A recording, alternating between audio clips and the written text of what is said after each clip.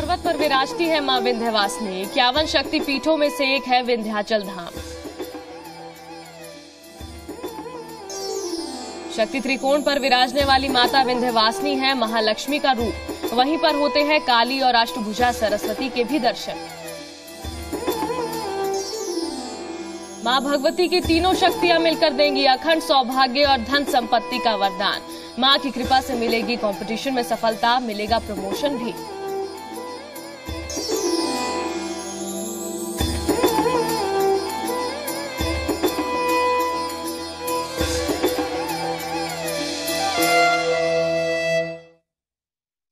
मंथन के सभी दर्शकों को सुप्रभात। मैं हूं आपके साथ किटी बहल। आज हम आपको लेकर चलेंगे विंध्याचल पर्वत पर विराजमान मां विंध्यवासिनी के धाम। माता विंध्यवासिनी का ये परम धाम 51 शक्तिपीठों में से एक है। कहते हैं कि ये एक ऐसा जागृत शक्तिपीठ है जिसका अस्तित्व सृष्टि आरंभ होने से पहले और प्रलय के बाद भी रहेगा। भक्तों को यहाँ मां भगवती के तीनों रूपों महालक्ष्मी, महाकाली और महासरस्वती का आशीर्वाद मिलता है। माता विंध्य पर्वत पर शुभ निशुभ नाम के राक्षसों का नाश करने वाली भगवती यंत्र की अधिशास्त्री देवी है। कहा जाता है कि जो मनुष्य इस स्थान पर तप करता है उसे अवश्य सिद्धि मिलती है। तो मंथन में आज त्रिशक्ति देंगी मनचाहा वरदान।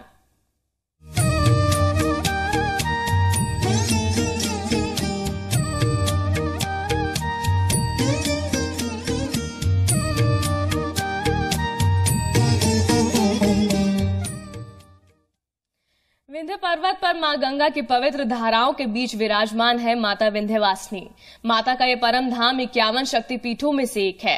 विंध्य पर्वत पर माता विंध्यवासिनी के साथ दो और प्रमुख देवियां विराजती हैं। ऐसी मान्यता है कि तीनों देवियों के दर्शन किए बिना विंध्याचल की यात्रा अधूरी है। पास में ही कालीखो पहाड़ी पर महाकाली और अष्टभुजा पहाड़ी पर अष्टभुजी देवी सरस्वती विराजमान है।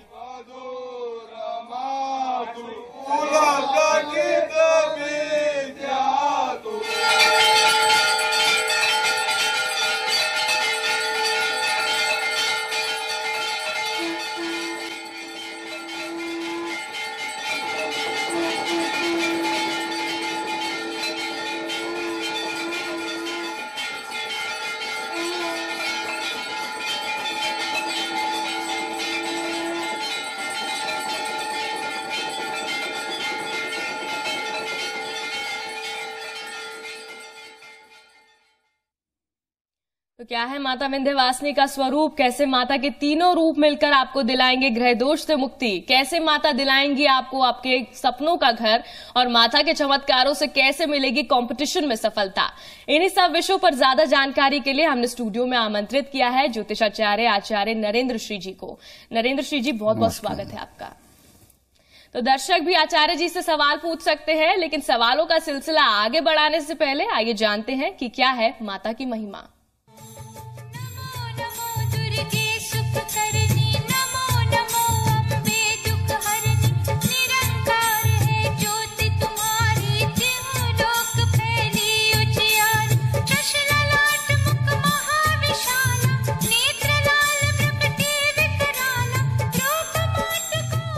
धर्म नगरी काशी और प्रयाग के मध्य स्थित है विंध्याचल धाम।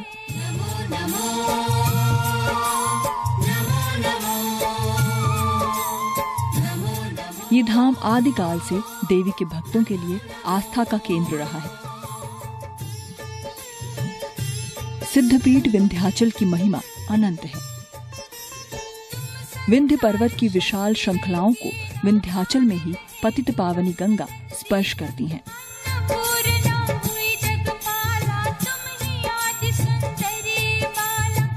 माता के धाम पहुंचे भक्त गंगा की धारा में स्नान करने के बाद ही माता विंध्यवासिनी के दर्शन करते हैं।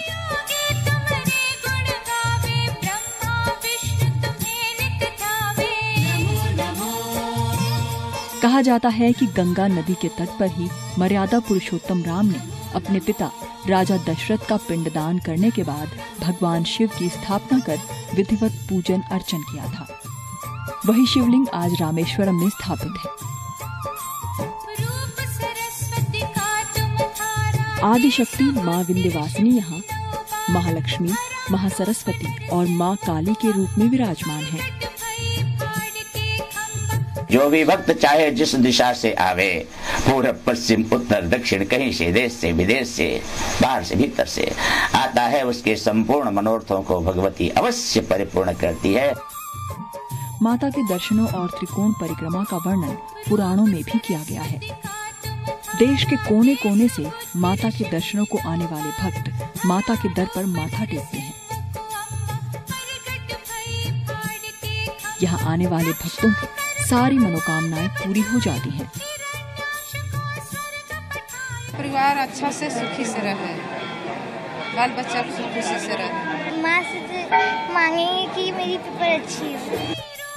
विंध्य पर्वत पर ईशान कोण पर शिवजी को केंद्र में रखकर आदिशक्ति अपने 4 रूपों महालक्ष्मी, महाकाली, महासरस्वती और मां तारा के रूपों में दर्शन देकर भक्तों का कल्याण करती हैं।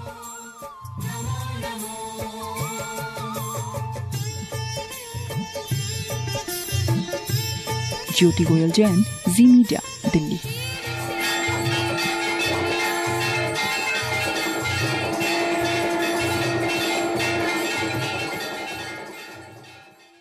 तो देखा आपने किस तरह से बच्चे हो या बूढ़े सभी मां विंध्यवासिनी के धाम आते हैं अपनी मनोकामनाओं की पूर्ति के लिए। आचार्य नरेंद्र श्री जी महाराज भी हमारे साथ यहाँ पर बने हुए हैं। आप भी अपने सवालों के जवाब इनसे पा सकते हैं, कॉल कर सकते हैं हमारे नंबर्स पर और सवालों के जवाब पा सकते हैं। आचार्य जी, आपसे मैं सबसे पहले जानना चाहूंगी, 51 शक्तिपीठों में से एक माना जाता है मां विंध्यवासिनी का धाम। ऐसा क्या खास है, क्या महत्वता है वहां की, और जानना चाहेंगे मां विंध्यवासिनी के स्वरूप के बारे में आपसे।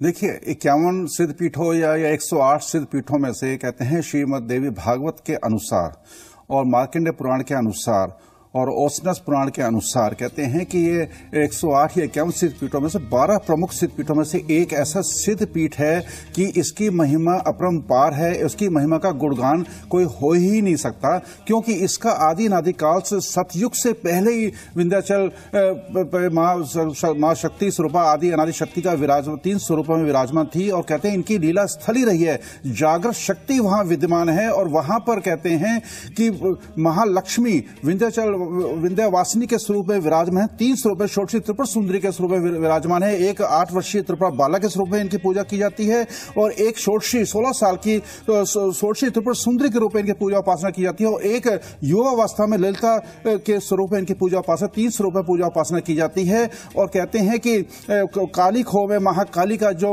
दक्षिण दिशा में इनके है और पश्चिम में महासरस्वती अष्टभुजा वाली का, तीनों देवियां एक ही हैं लेकिन त्रिकोण स्वरूप में इनका वहां पे वास है। और आदि कहते हैं कि सतयुग में शुंभ निशुंभ का वध किया था और मां पार्वती ने बड़ा कठोर तप किया, अपर्णा इनका नाम पड़ा और भगवान शिव को प्राप्त किया। और साथ साथ त्रेता युग में भगवान श्री राम ने जैसे बताया था कि वहां पितरों के लिए पिंडदान तर्पण किया था और श्री राम गंगा घाट आज भी है वहां पर। और वहां पे जो रामेश्वर लिंग का भी स्थापित की थी और राम कुंड भी बनवाया। और फिर आगे त्रेता युग में कहते हैं कि जब भगवान श्री कृष्ण के प्रादुर्भाव हुआ था उसी समय एक कन्या जो वहां वासुदेव जी लाए थे और भगवान श्री कृष्ण ने उसको पटका था तो वो आकाश में चली गई, आकाशवाणी की कि तेरा पैदा होने वाला तो पैदा हो गया। वही जो है कृष्ण के स्वरूप में इनकी बहन के रूप में विंध्याचल वासिनी का वास माना जाता है। जी, हम यहाँ पर शक्ति त्रिकोण के बारे में भी बात करेंगे, माता के शक्ति त्रिकोण के बारे में भी आपसे जानेंगे, पर फिलहाल एक दर्शक हमारे साथ जुड़ गए हैं, इनसे इनका सवाल ले लेते हैं। संजय है हमारे साथ। संजय, क्या कहना चाहेंगे?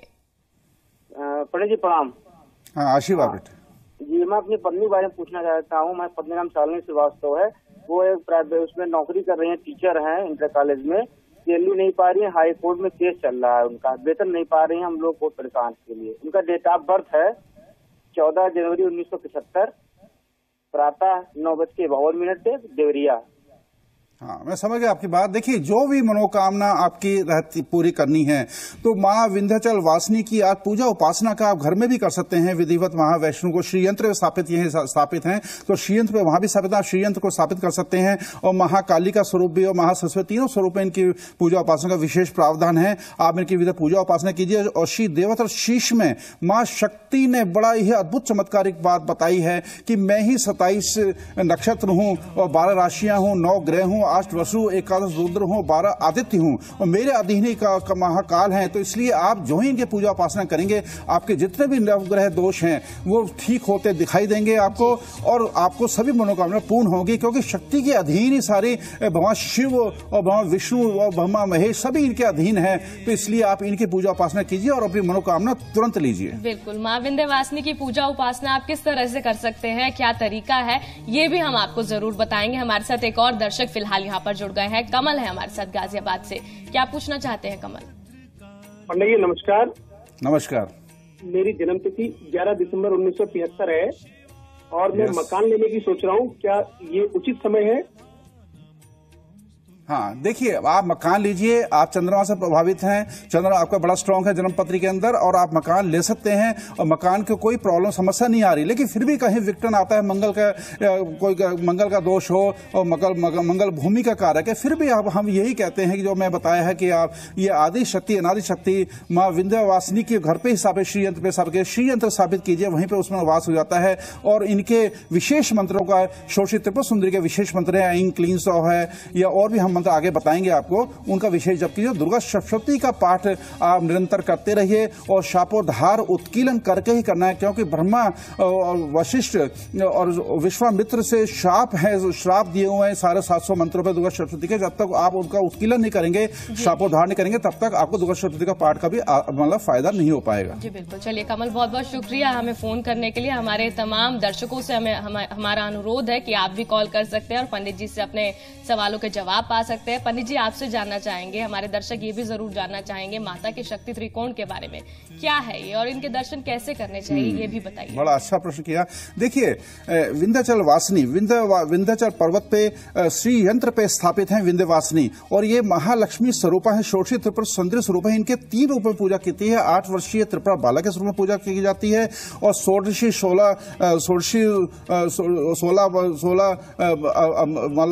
16 साल की उम्र में षोडशी रूप में इनकी पूजा उपासना की जाती है, और युवा अवस्था में ललिता के रूप में भी इनकी पूजा उपासना की जाती है। षोडशी है, और इनके दक्षिण में काली खो है, वह महाकाली का वहां विराजमान है। महाकाली का रक्त बीज का वध इन्होंने ही किया था यहाँ पर। और इनके पश्चिम के अंदर अष्टभुजा वाले सरस्वती महाविद्यमान है। कहते हैं कि ये त्रिकोण है और 3-4 किलोमीटर का एरिया पड़ता है। जब तक ये विंध्याचल वासी से यात्रा शुरू की जाती है, ये काली खो पे जाना पड़ता है, फिर सरस्वती के पास जाकर तभी यात्रा पूरी की जाती है। और बीच में बड़े रमणीक स्थान भी है वहां पर, और खपरेश्वर शिवलिंग भी है वहां पर। उनकी पूजा उपासना का भी विशेष महत्व है। जी बिल्कुल। हमारे साथ एक और दर्शक यहाँ पर जुड़ गई हैं, मधु है हमारे साथ। क्या पूछना चाहेंगी मधु? हाँ पंडित जी प्रणाम। हाँ, आशीर्वाद। पंडित जी, मैं अपने बेटे के बारे में जानना चाहती हूँ। हाँ, पूछिए। उसका जन्म जो हुआ है वो 3 अक्टूबर 1997 को हुआ है। तो उसका पढ़ाई में पंडित जी मन नहीं लगता है। वो पढ़ता तो है अपने हिसाब से, लेकिन उतना नंबर भी नहीं आते और बहुत देर तक नहीं पढ़ पाता। तो वो भविष्य में क्या करेगा, इसके बारे में जानना है। देखिए, मैं कहता हूँ महा सरस्वती के स्वरूप में पूजा उपासना कीजिए। ह्रीं ऐं ह्रीं ओं ऐं सरस्वते नमः। और बृहस्पति प्रधान है। आपका बच्चा बहुत इंटेलिजेंट है, कोई डाउट नहीं है, लेकिन आप नेगेटिव उसको बना रखा है। उसको पॉजिटिव सोचिए, सकारात्मक सोच दीजिए। कहते हैं if a child lives with encouragement he always learns confidence. इसलिए सकारात्मक ऊर्जा दीजिए। और जब सरस्वती मंत्र का ओम ह्रीं ऐं ह्रीं ओं ऐं सरस्वते नमः करें, तो आप उसका अपना हाथ उसके सर पे रख के इस मंत्र का जाप कीजिए। निश्चित तौर पर उसको चमत्कारिक उसकी बुद्धि प्रखर होगी और वो सतोगुणी हो जाएगा, और जो सात्विक ऊर्जा होगी, और जितने भी समस्या उनकी सॉल्व होती दिखाई देंगी। आप बच्चे को ओम गणपति नमः ओम ऐं सरस्वती नमः का नियमित तौर पर जाप कराइए, और गायत्री मंत्र का विशेष महत्व है। जी बिल्कुल। उम्मीद करते हैं मधु आपको आपके सवाल का जवाब जरूर मिल गया होगा। तो हमारे दर्शक ये तो जान ही गए होंगे कि माता विंध्यवासिनी असल में भगवान कृष्ण की बहन है, जिन्हें वासुदेव नंद बाबा के घर से नन्हे कान्हा को बदल कर ले आए थे। और क्या है माता के रहस्य, ये भी आपको बताते हैं।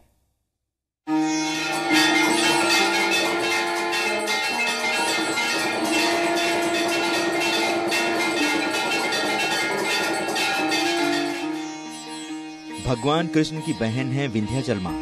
कंस के हाथ से छूटकर अंतर ध्यान हुई थी माँ। माँ के बाएं पैर पर कंस की उंगलियों के निशान आज भी। ऊंचे ऊंचे पर्वतों पर विराजती है माँ। न जाने क्यों माँ का दरबार पहाड़ियों के बीच सजता है। माँ अष्टभुजा विंध्याचल पर्वत पर विराजती हैं। देवी सरस्वती के रूप में माँ अष्टभुजा अपने भक्तों को अभय और विद्या का वरदान देती हैं। इस क्षेत्र के समान दूसरा कोई क्षेत्र इस पूरे निखिल ब्रह्मांड में नहीं है और यही माता विंध्यवासिनी के पास में विंध्य पर्वत पर माता अष्टभुजा का एक भव्य मंदिर है। ज्ञान की देवी माँ अष्टभुजा को कृष्ण की बहन माना जाता है। कहा जाता है कि ये नंद बाबा के घर पैदा हुई थी और जब कंस ने उन्हें मारना चाहा तो वो उनके हाथ से छूटकर अंतर ध्यान हो गई थी। चेतावनी देख के जब भगवती अष्टभुजा रूप धारिणी अष्टभुजा माता अंतर ध्यान हो गई तो देवता ने कहा कि हे मैया अब आप चलें, आपका लोक सुरक्षित है। लेकिन माता ने कहा कि हे देवेंद्र, मैं विंध्याचल में विंध्य पर्वत पर जाकर निवास करूंगी और अपने भक्तों का कल्याण करूंगी। कहते हैं कि माँ अष्टभुजा के बाएं पैर पर आज भी कंस की उंगलियों के निशान हैं। इस मंदिर में भक्तों की आस्था अनादिकाल से है और भक्त अपने मन में आस्था और श्रद्धा का फूल लिए माँ अष्टभुजा का दर्शन करने आते हैं। शेखर त्रिपाठी, जी मीडिया, मिर्जापुर। आचार्य नरेंद्र श्री जी हमारे साथ यहाँ पर बने हुए हैं। इनसे आप अपने सवालों के जवाब पा सकते हैं और हम भी आपको आपके सवालों के जवाब देने की यहाँ पर कोशिश कर रहे हैं। आचार्य जी से आप जानते हैं, आचार्य जी महालक्ष्मी के बारे में कहा जाता है कितने स्वरूप हैं, उनके कितने स्वरूपों में आराधना की जाती है और इन रूपों की आराधना कौन सी मनोकामनाएं पूरी करती हैं, ये भी आपसे जानना चाहेंगे। देखिए, महालक्ष्मी विंध्याचल वासिनी षोडशी त्रिपुर सुंदरी के रूप में वहां विद्यमान है। उनके 3 स्वरूप में पूजा की जाती है। एक त्रिपुरा बाला स्वरूप है, कन्या स्वरूप है, उसमें पूजा उपासना की जाती है ऋणों से मुक्ति के लिए। ऐं क्लीं सौः इस मंत्र का जप किया जाता है, ऋणों से मुक्ति होती है। और षोडशी वर्षीय जो षोडशी त्रिपुर सुंदरी का स्वरूप है, उसमें व्यापार कारोबार में अगर घाटा हो रहा हो या किसी तरह की धन की परेशानी हो तो 16 अक्षर का ये विशेष मंत्र है, इस मंत्र का जप करना चाहिए। मंत्र क्या है?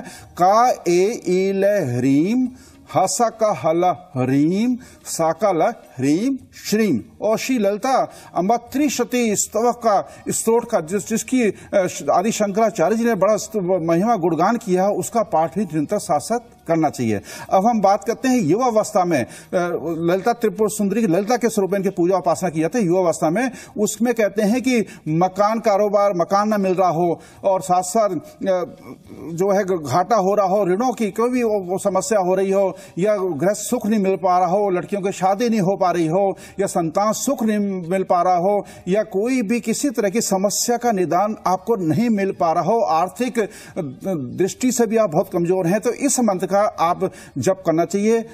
युवावस्था के जो ललिता का श्रीं ह्रीं श्रीं क्लीं ऐं सौः ओम ह्रीं श्रीं का ए इल ह्रीं हसा का हल ह्रीं सकल ह्रीं सौं ऐं क्लीं श्रीं ह्रीं श्रीं। इस मंत्र का जप कीजिए और ललिता सहस्त्र नाम का पाठ कीजिए। फिर आप जीवन में चमत्कार देखिए। श्री यंत्र पर साधना लगातार कीजिए, आप 40 दिनों में ही चमत्कार ऐसा मिलेगा कि आप सोच नहीं सकते। आप जी बिल्कुल, ये तमाम मंत्र बताए हैं पंडित जी ने, इनका आप उच्चारण कर सकते हैं और अगर जिंदगी में किसी तरह का कष्ट है, किसी तरह की दिक्कत है, उसका जरूर निवारण हो सकता है, ये उम्मीद है हमें। आचार्य जी बहुत बहुत शुक्रिया, आज आप स्टूडियो में आए, इतनी जानकारी हमारे साथ साझा की। तो कहते हैं कि दुर्गा सप्तशती के पाठ से माता विंध्यवासिनी की विशेष कृपा मिलती है और भक्तों के सारे कष्ट भी दूर हो जाते हैं। आइए चलते चलते आपको सुनवाते हैं दुर्गा सप्तशती।